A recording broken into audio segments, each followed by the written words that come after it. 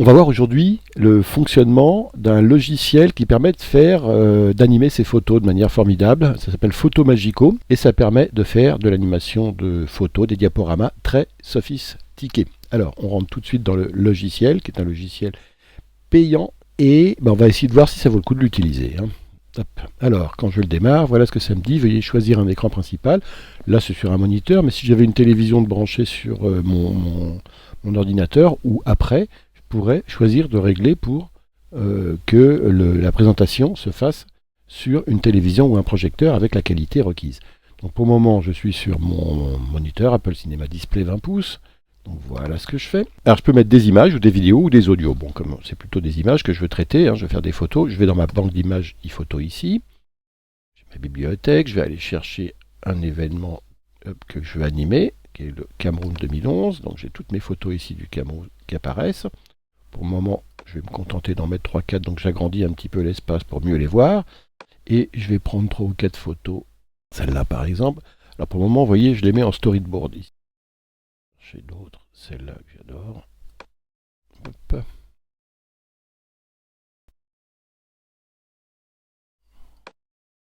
Bon.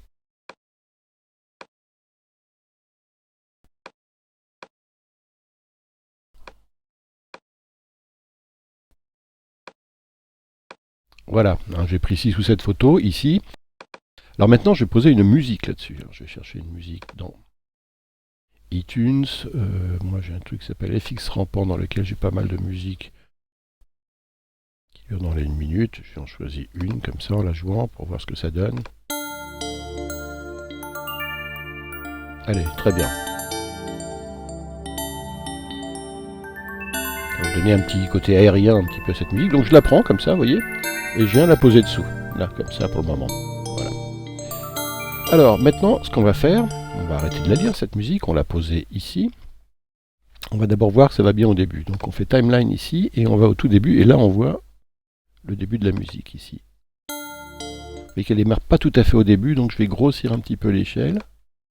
Hop, j'ai cette musique, je vais dans les options ici, et voilà, c'est la plage ici en fait. Je vais ici à droite, et je vais affiner le point d'entrée. Et mon point d'entrée, je vais l'enlever un tout petit peu pour que vous voyez, ça corresponde bien. Dans la partie bleue en bas, regardez ici, hop, quand je tourne la roue en même temps, voilà, il faut que j'arrive avec mon attaque tout de suite comme ça. Et voilà, ici, j'ai ma musique qui joue. Alors maintenant, on va faire jouer d'autres choses. Mais là, cette fois-ci, je veux privilégier l'image. J'ai plus besoin de toute cette place-là pour mon choix de photo. Donc vous voyez, je vais ouvrir ici. Bon, audio, c'est fait. Diapositive ici. Je vais commencer à regarder mes diapositives. J'en sélectionne une par exemple ici. Et regardez ce qu'on peut faire. Il y a ça et la transition sur laquelle on peut jouer ici. Alors la diapositive, d'abord je joue sur sa durée ici. 3 secondes, ça me va. Ici, vous voyez, je suis au début de ma diapositive et je vais faire un zoom avant. Donc je me mets ici en contrôle total de l'image et puis je vais plutôt jouer sur le haut de l'image comme ça. Et sur la fin de ma diapositive, je clique à droite et là je vais zoomer un petit peu et je vais aller sur le bas, comme ça, sur le côté de ces fleurs ici, enfin de ces fleurs, de cette végétation en bas. Et donc je vais avoir un léger zoom. Vous voyez, regarde, comme avant, comme ça, vers le bas. Mais ce zoom-là, vous voyez, il s'arrête un petit peu avant. En fait, c'est ce qu'on appelle l'animation. Vous voyez, l'animation, là, je le fais arrêter avant. Si je veux que le zoom soit continu jusqu'à la fin, je mets ça jusque là. Et regardez ce que ça va donner. Le zoom est continu jusqu'à la fin de ma diapositive. Voilà. Alors maintenant, je vais jouer sur la transition. Et la transition, il faut que je clique sur la diapo suivante. La transition entre la première et la deuxième diapo, je la règle sur la diapo 2. Puisque c'est l'intro de la diapo 2 et la sortie de la diapo 1 qui se règle sur cette transition. Et là, je vais faire une dissolution. Et cette dissolution, elle va durer 1 seconde.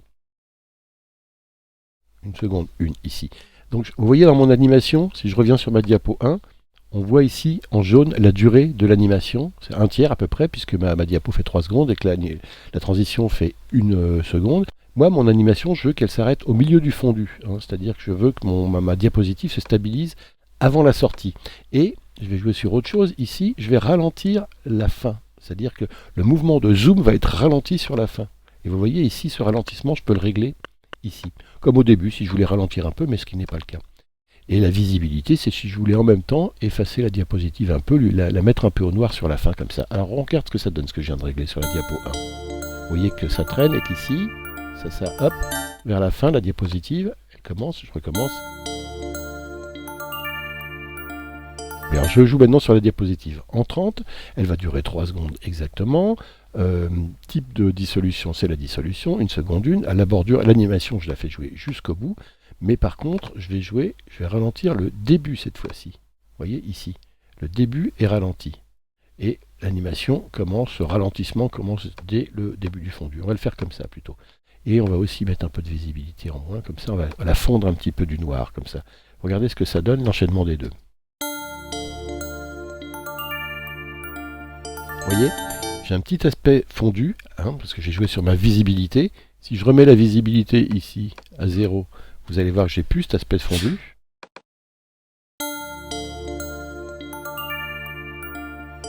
Voilà. D'ailleurs, c'est mieux comme ça. C'était juste pour vous montrer à quoi servait le truc de visibilité ici. Ça sert à faire des fondus au noir sur le début ou sur la fin. L'animation, donc, c'est le mouvement créé depuis la position de départ à la position d'arrivée. La bordure, c'est si on utilise 2 diapos, parce qu'on peut très bien mettre 2 diapos les unes sur les autres. Je retourne pour ça dans le storyboard. Alors, je prends cette diapositive et je vais superposer celle-là. Il faut que le jaune soit bien sélectionné en dessous. Voilà. Je pose la diapositive par-dessus. Je vais ici sur la fin. Cette diapositive, je vais la mettre comme ça. Je règle l'image. À ce qu'on puisse voir un petit peu des enfants comme ça, jusque là. Sur cette diapositive, je crée une bordure. Vous voyez, ici comme ça. Pas trop large, un petit peu, que je me passe au blanc. Donc en couleur blanche. Voilà. Et maintenant, le problème, c'est que vous voyez ici, j'ai un mouvement depuis le début, et ce qui m'intéresse, c'est la position de fin. Et en fait, que je voudrais garder la position de fin tout le temps. Donc, comment je fais? En fait, je sélectionne cette diapo-là, mais l'animation à 0. Je fais pas d'animation. Et du coup, ma position de départ et de fin reste la même. Vous voyez? Par contre, j'ai aussi mon camion qui est en animation. Donc, pareil, le camion, pas d'animation, et c'est la position de fin qui m'intéresse, donc qui est ici. Et que je vais mettre comme ça, pactage comme ça. Donc voilà, j'ai ici plus d'animation entre les deux, c'est-à-dire que, regardez ici, les deux, voilà, c'est stable. La composition, mais je pourrais aussi la faire bouger, c'est-à-dire que mon camion pourrait aussi bouger du début à la fin, c'est-à-dire que je pourrais avoir une animation que sur lui, avec au début, j'enlève le 0 animation, au début, vous voyez ici, poussons ça, de toute façon ça ne joue pas. Au début, on est comme ça, on est vers la fin, et il va bouger vers l'avant. Regardez, hop, voilà, j'ai un mouvement vers l'avant du camion. Alors l'animation, sur la deuxième, c'est une poussée. Seulement, vous voyez la poussée ici, si je la sélectionne, elle est de 0. Donc il faut que je la mette sur 0,5 secondes et plutôt vers la droite. Alors qu'est-ce que ça donne de faire une poussée sur la droite? Hop, voilà, c'est un peu rapide aussi, donc je vais essayer, je vais la garder, mais vous le voyez en le faisant d'une seconde. 1 seconde 2 même. Donc je relis. Voilà. Cette fois-ci, si je regarde bien, c'est une dissolution que j'ai ici, qui dure 1,1 seconde. Alors est-ce que c'est une dissolution? Moi j'ai pas vu une dissolution là.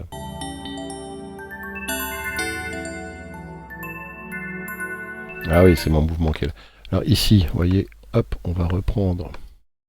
Hop, et puis on fait un petit zoom avant, comme ça, c'est bien. Donc on relie ici. On a une dissolution. Voilà. Et ici, vous voyez, mon animation, elle se termine un peu tôt. Donc c'est pareil, je vais la reculer un petit peu.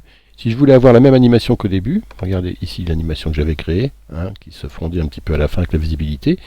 Je fais ici un copier l'animation, et je vais la copier sur les 3 dernières. Hop, je fais ensuite la coller l'animation. Et vous allez voir, je retrouve mon animation ici sur les 3 diapositives. Si je relis. Voilà, comme ça. Comment copier la transition? Il faut que je prenne ces 3-là, et que je mette à chaque fois transition type dissolution. Hop, et j'ai des dissolutions sur les 3. Mais cela dit, là on va pas mettre une dissolution, on va choisir, parce qu'il y en a plein d'autres. Par exemple, un éclair, voilà. mais on va le faire un peu plus court. Voilà, 0,9. Regardez ce que ça donne.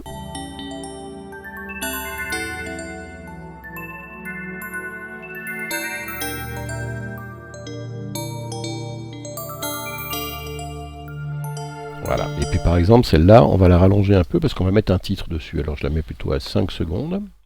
On la rallonge et on pose un titre dessus. Alors un titre, voyez, il suffit de faire ça. Je pose un titre par-dessus et le titre, je vais l'animer lui aussi. Ça va s'appeler Cameroun. Hein. Je l'allonge un petit peu pour qu'il soit bien. Au départ, quand j'ai la main, je le pose ici. Sa taille au départ, on la règle assez petite comme ça. Et là, on est au début, on va faire une rotation en plus. Voyez, on va le faire tourner un petit peu comme ça. Et à la fin de l'image, beaucoup plus gros et mieux placé, bien centré dans l'image, par exemple. Ça c'est centré par rapport à la diapo, ça c'est centré par rapport à mon image. Ma diapo, de toute façon, j'aime pas bien le plan de fin ici. Faut qu'elle soit plus... Non, plutôt, voilà, comme ça. Et le texte, on y retourne, on va aussi changer sa couleur et sa police. Donc la police ici. Et Blue Highway, par exemple, qu'on va mettre au jaune-orange ici. Voilà. Un petit peu rouge même, un terre ocre un peu. Et qu'on va baisser un peu comme ça. Voilà, donc regardez comment je relis. Bon, alors là vous avez compris, il faut que je voie l'animation pour que ça arrive plus vite. Hein, le fait que... Voilà. Donc hop, il faut que je le fasse arriver comme ça, assez rapidement. Donc regardez ce que ça donne maintenant. Voilà, et ensuite il est stable. Voilà, et vous voyez comment on peut très vite animer, je reprends.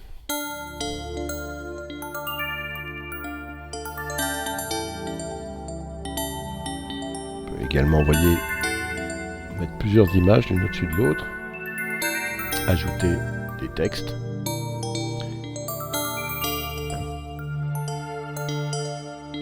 Et maintenant, si je veux terminer ici, il faut que je ramène ici la durée totale, donc je vais chercher dans la timeline la fin de mon son.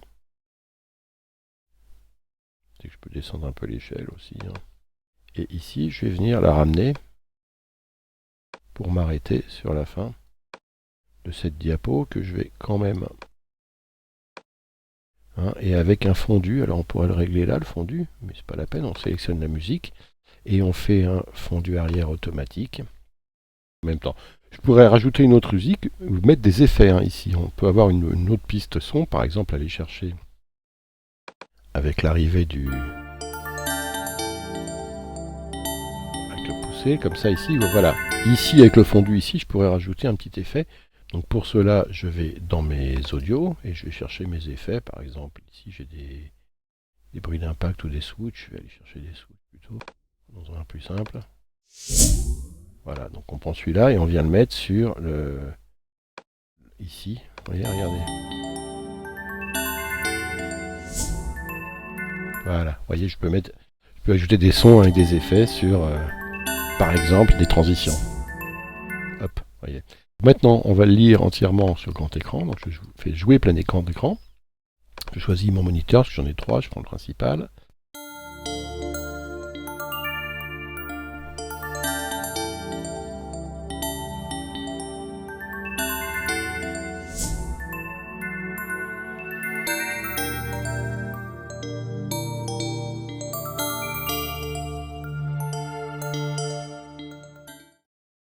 Et non, ce que je peux faire également, c'est le partager, l'envoyer sur YouTube, sur mon iPhone, sur un Apple TV, le graver et le mettre en forme fichier QuickTime. Voilà donc pour l'utilisation de logiciels Photomagico. Vous trouverez sur cet écran le prix et les coordonnées où l'acheter. Merci et à bientôt.